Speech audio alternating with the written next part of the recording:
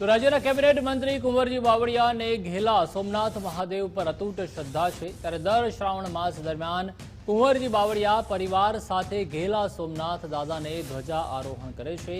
કુંવરજી બાવળિયા ઘેલા સોમનાથ પહોંચ્યા હતા અને દાદાના ચરણોમાં પરિવાર સાથે પૂજા અર્ચના કરી હતી। ઘેલા સોમનાથ મહાદેવને જળાભિષેક કરી ધ્વજા આરોહણ કરી હતી। સાથે જ पवित्र श्रावण मास निमित्ते बपोरनी महापूजा करीने जसदण वीछिया पंथकना आगेवानो अने भूदेवोने ब्रह्मचौर्यासी महाप्रसाद कराव्यो हतो। कुंवरजी बावळियाए कह्युं हतुं के लोकोनी सुखाकारी अने आरोग्य तंदुरस्त रहे अने गुजरातनी समृद्धि वधे तेवी दादाना चरणोमां प्रार्थना करी।